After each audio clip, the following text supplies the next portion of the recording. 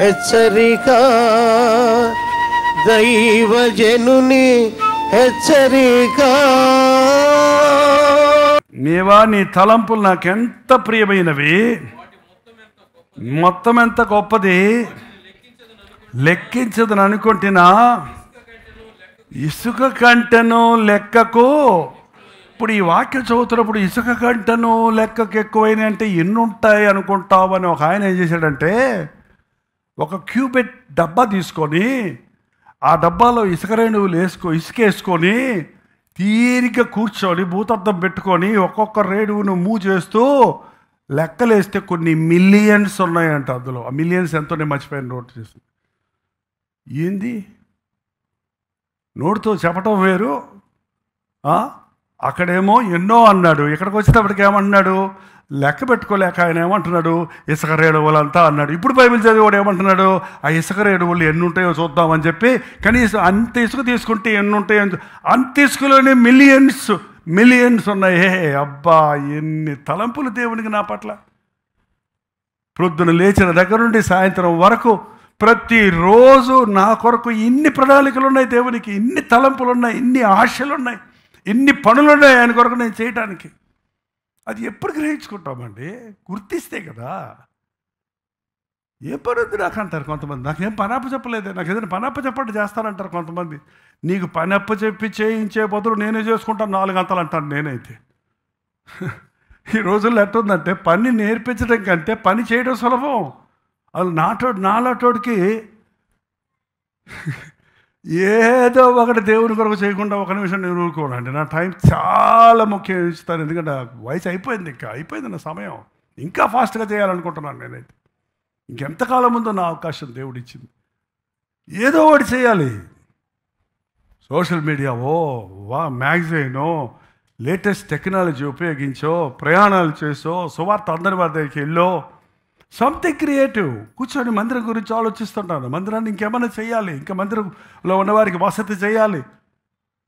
ఏదో ఒకటి దేవుని ఆలయం, దేవుని పనులు, దేవుని రాజ్యం, ఒక ఆత్మలను రక్షించాలి, ఒక ఆత్మలను బలపరచాలి, ఒక బాధలో ఉన్న వ్యక్తి కోసం ఎలా ప్రార్థించాలి.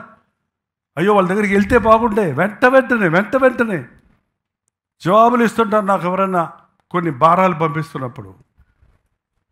వాటి కొరకు ప్రార్థిస్తుంటాను. కారణం, దేవుడు జైపాల్కి ఇన్ని పనులు పెట్టాడు, నిన్నే చేస్తున్నాను, ఏదో చేసేస్తాను అనుకుంటున్నాను నేను అనుకుంటాను. నేనైతే ఐ ఫీల్ గిల్టీ. దేవుడు ఆశించినంత నేను చేయటం లేదనుకుంటున్నానండి నిజంగా. I'm not boasting about 72 years ministry or life or 54 years ministry గురించి గౌరవం కాదు. చేయవలసినంత నేను చేశానా?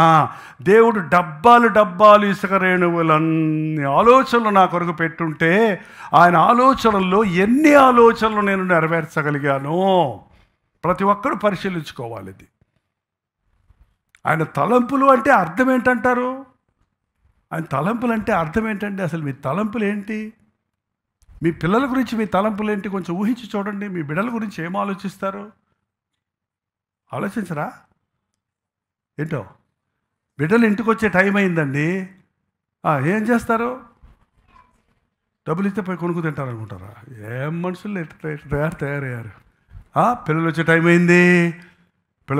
అయింది, మీకేమి ఇప్పుడు గ్రీజర్ ఆన్ చేస్తున్నారు, నీళ్లు కాచి పెట్టాలి, బాయిలర్లో నీళ్లు పోయాలి, బొగ్గులు రాయి పెట్టాలి. పిల్లలు వచ్చే టైం అయింది, పాపం స్కూల్లో అలసిపోయేస్తారు, గారెలు వేసి పెట్టాలి.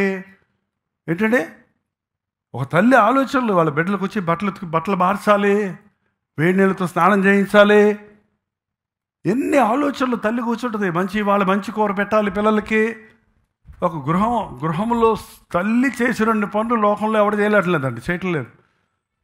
దేవుడు మన కొరకు ఎన్నో తలంపులు కలిగి ఉన్నాడు. రోజు నీ ద్వారా ఇన్ని జరిగించాలి, నీకే కాదు నీ మూలాన అనేకులకు ప్రయోజనకరమైనదిగా నీవు జీవించాలి. దేవుడి ఆశీర్వాదం నన్ను ఆశీర్వదించాలని అడుగుతారు, కానీ ఆయన ఆశీర్వాద రహస్యం ఏంటంటే, ఆయన మనల్ని ఎందుకు ఆశీర్వదిస్తున్నాడంటే, అబ్రహాంతో చెప్పిన వాగ్దానం చూడండి, 12వ అధ్యాయం, ఆదికాండం 12వ అధ్యాయంలో ఏమన్నాడంటే, నేను నిన్ను ఆశీర్వదించి గొప్ప జనంగా చేసి, నిన్ను ఆశీర్వదించి నీ నామమును గొప్ప చేయదను, నీవు ఆశీర్వాదముగా నుందువు. అండర్లైన్ చేసుకోండి, అదొక వాగ్దానంగా తీసుకోండి. నీవు ఆశీర్వాదముగా, ఆశీర్వాదం నువ్వు ఇవ్వటం కాదు, నువ్వే ఆశీర్వాదం అయిపోతావంట. భలే ఉంది కదా. నువ్వే ఆశీర్వాదం అనేకులు. నువ్వేదో ఇచ్చేదే లేదు అక్కడ. ఇంకా నీ ప్రెజెన్సే ఒక ఆశీర్వాదం, నీ మాటలే ఒక ఆశీర్వాదం. నీ ఉంటే చాలు అనే స్థాయికి మనం ఒక్కొక్కరం ఉండాలని దేవుడు ఆశపడుతున్నాడు. దేవుడు ఆశీర్వదించేది ఎందుకంటే మనల్ని ఆశీర్వాదకరంగా చేయటానికి, ఆశీర్వాదాలు ఇచ్చి పోవటానికి కాదు, నిన్ను ఆశీర్వాదంగా మార్చటానికి. ప్రార్థన. నీ పాదాల దగ్గర కూర్చొని ఆయన ఇసుక రేణువుల కంటే ఎక్కువగా ఉన్న నీ తలంపులను ఎరగటానికి, నీ చిత్తాన్ని ఎరగటానికి, నీ ప్రణాళికలు ఎరగటానికి,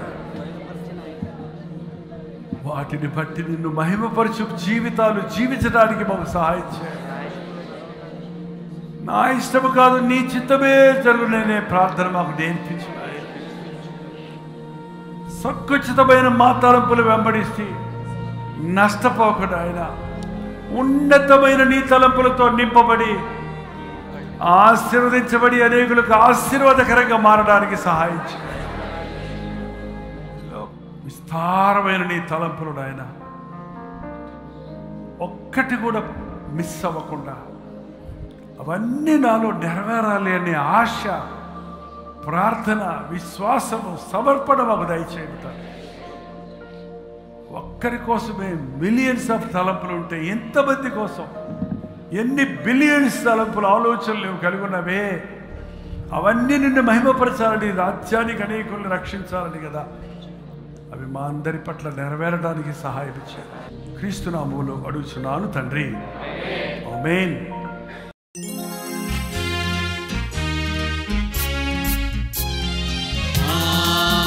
హల్లెలూయా హల్లెలూయా హల్లెలూయా హల్లెలూయా హల్లెలూయా హల్లెలూయా. కలువరి ప్రేమే మధురం మధురం, కలువరి ప్రేమే మధురం మధురం, కలువరి ప్రేమే మధురం మధురం, కలువరి ప్రేమే మధురం.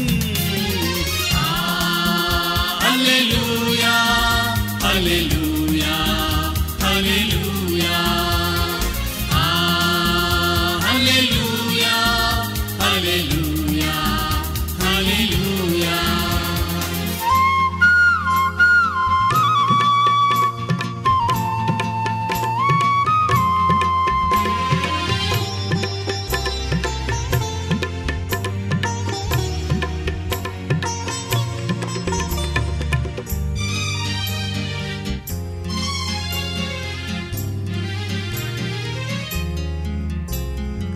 సిలువపైన విలువ త్యాగం చేసినావుగా,